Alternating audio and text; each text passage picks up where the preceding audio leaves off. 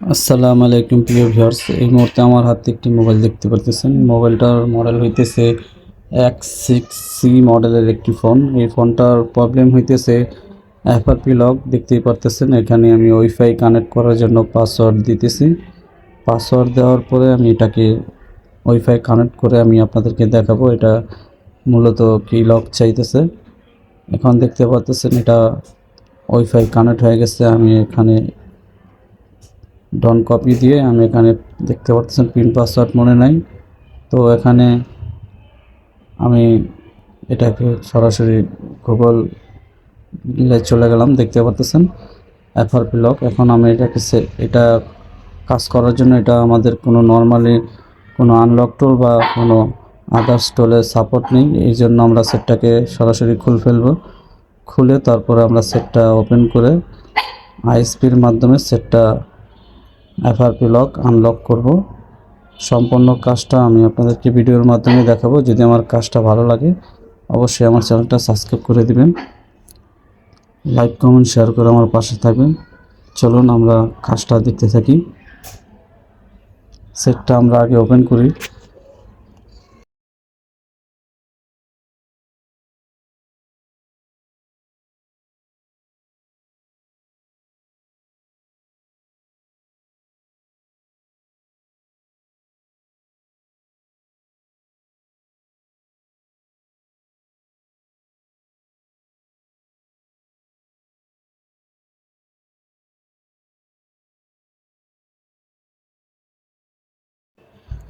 তো দেখতে পেলেন আমি নাটগুলো এখান থেকে খুলে ফেলছি। এখন আমি সেটটা ওপেন করব, ক্যাচিংটা আলাদা করা হয়ে গেলে তারপর আমি মাদারবোর্ডটা এখান থেকে আলাদা করব।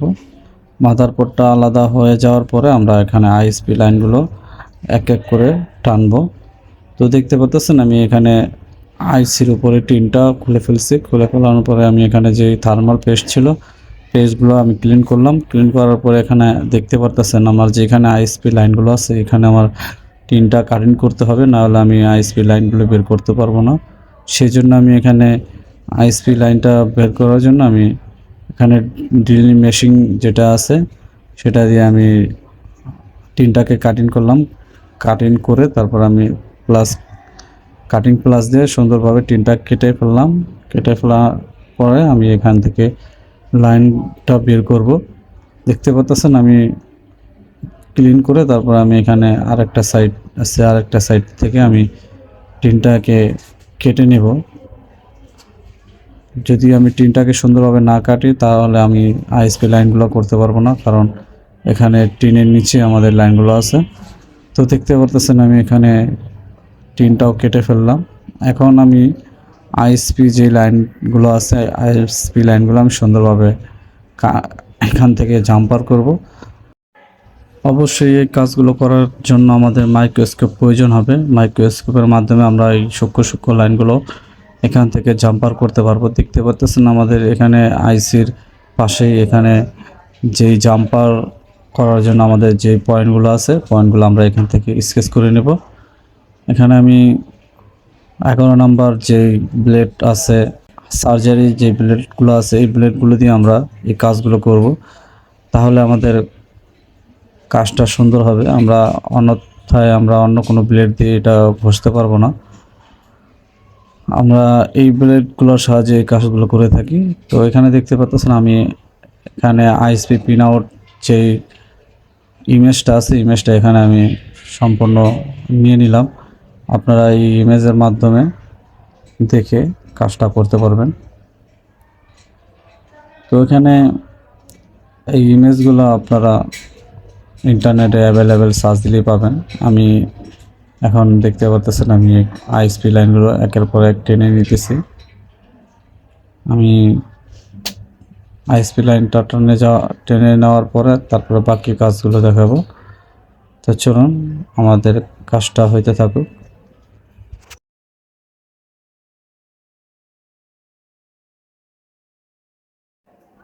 এটা আইএসপি লাইনগুলো টানা কমপ্লিট হয়ে গেছে দেখতে পারতেছেন। এখন আমি F64 বক্সে ঢুকলাম। এখানে আমি সরাসরি আইডেন্টিফাই দিলাম, দেখতে পারতেছেন ইউএনসিতে কানেক্ট করে আমি আইডেন্টিফাই দেওয়ার পরে দেখতে পাচ্ছেন সিকিউরিটি ব্যাকআপ নিতেছে। আমার পুরো সিকিউরিটি ব্যাকআপ নিতে একটু সময় নেবে, সময় নেওয়ার পরে আমরা বাকি কাজটা করি।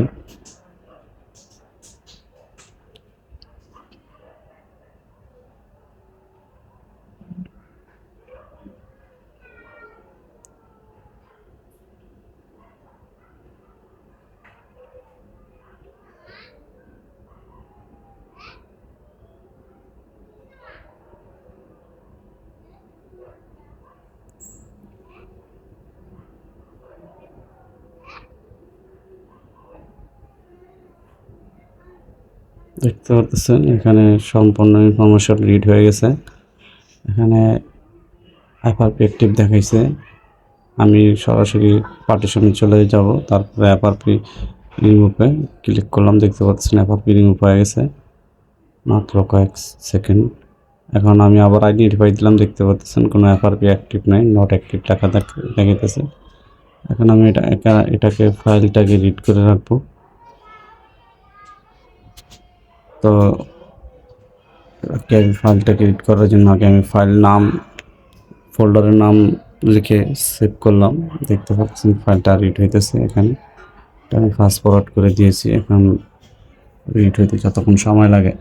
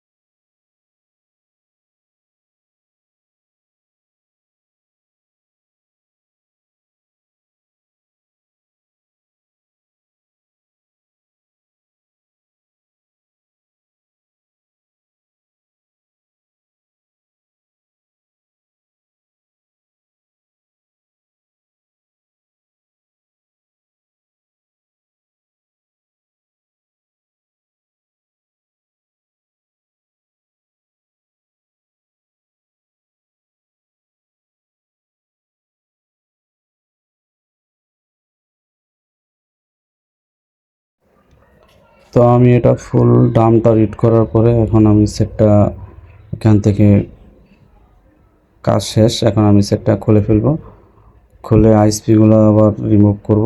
রিমুভ করে আমি বোর্ডের সাথে ফিটিং করে মাদারবোর্ডটা তারপরে চেক করব।